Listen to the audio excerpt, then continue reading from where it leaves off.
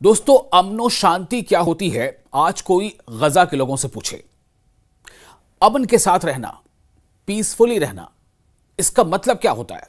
आज अगर आपको पूछना हो तो दुनिया के उन तमाम मुल्कों के लोगों से पूछिए जो अपनी जान की बाजी लगाकर सड़कों पर निकल आए थे और गजा के लोगों के हक में आवाज बुलंद की थी, इसराइल के खिलाफ आवाज उठाई थी।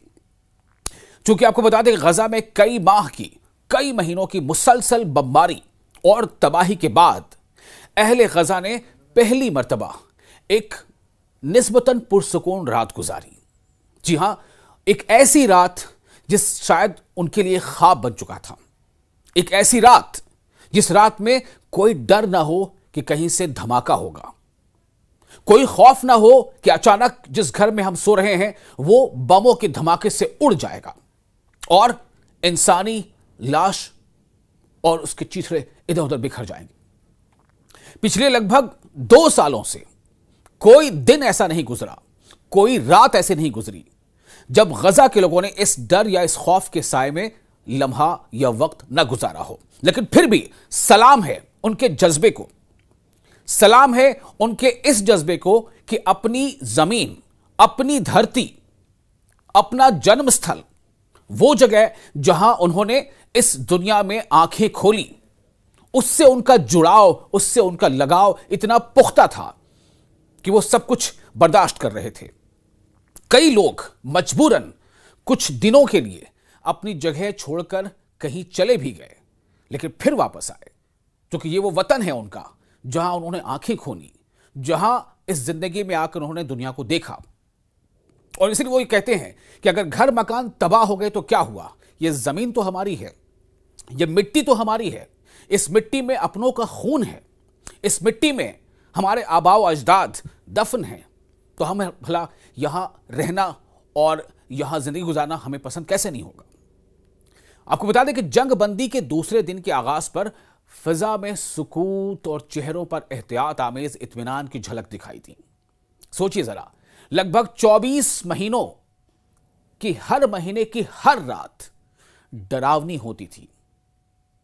फाइटर जेट्स की गड़गड़ाहट, बड़े बड़े धमाके, धमाके की गूंज, कितने बच्चे सुनने के लायक नहीं रह गए, कितने बुजुर्ग धमाकों की आवाज से इस दुनिया से रुखसत हो गए।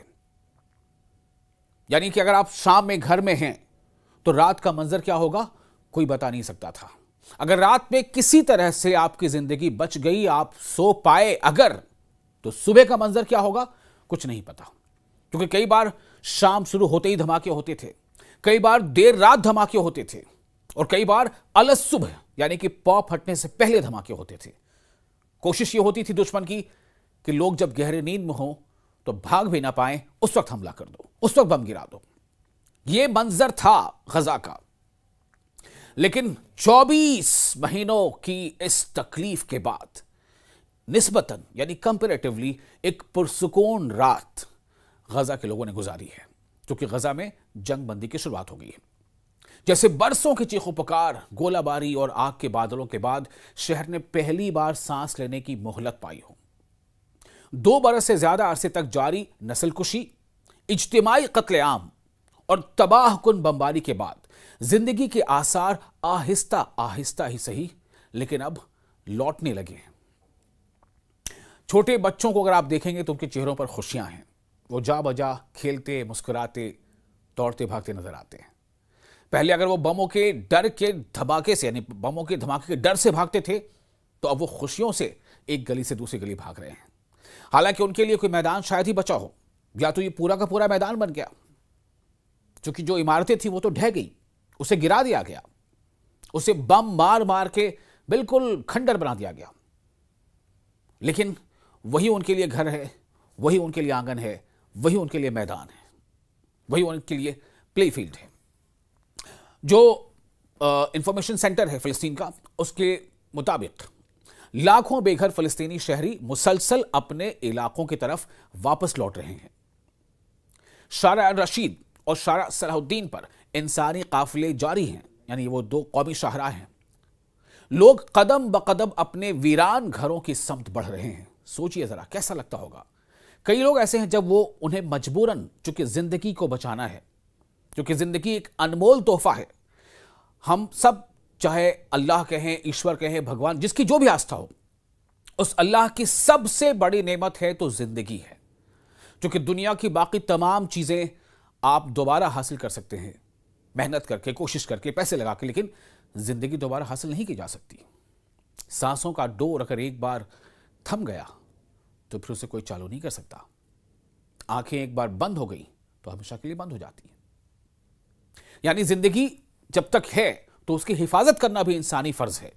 तो अपनी जिंदगी को बचाने के लिए कई लोग अपने घरों को, अपने मोहल्लों को, अपने शहर को छोड़कर कहीं और चले गए थे, लेकिन अब आहिस्ता आहिस्ता वो कदम वापस आ रहे हैं।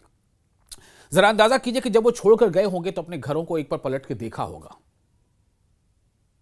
कि ये घर, ये दरवाजे, ये चौखट, ये गलियां हम छोड़कर जा रहे हैं। और अब जब वो वापस आए हैं तो सोचिए उन्हें कैसा लग रहा होगा। उनके घर, उनके दरो दीवार मलियामेट हो चुके हैं, टूट फूट चुके हैं, बमों के धमाके में रेजा रेजा हो गए हैं। कईयों को तो एहसास भी नहीं हो पा रहा कि यहां पे मेरा घर हुआ करता था। लेकिन वतन से मोहब्बत, जहां जन्म लिया, जहां आंखें खोली, उस जगह से मोहब्बत, जहां अपने बुजुर्गों को दफनाया है, उस जगह से मोहब्बत उन्हें वापस ले आई है।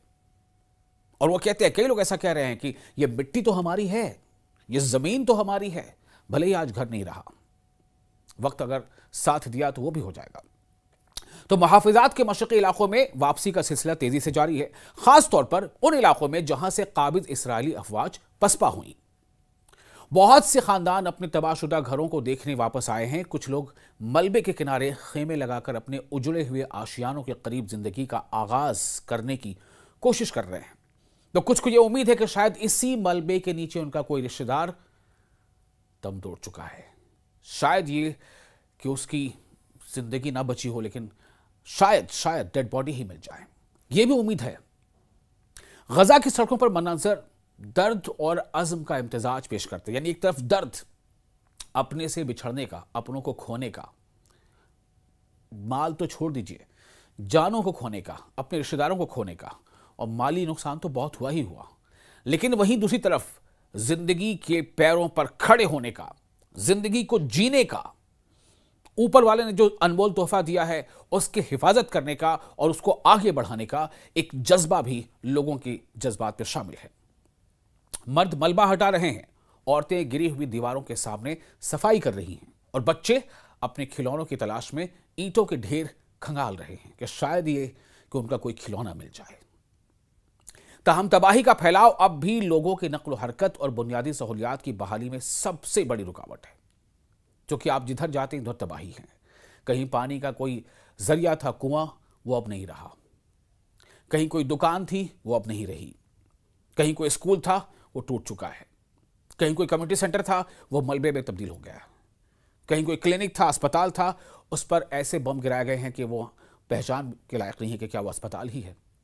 तो ये तमाम वो चीज़ें हैं जो अभी एक रुकावट बन रही हैं इनके लिए, लेकिन इनका जज्बा इनके साथ है।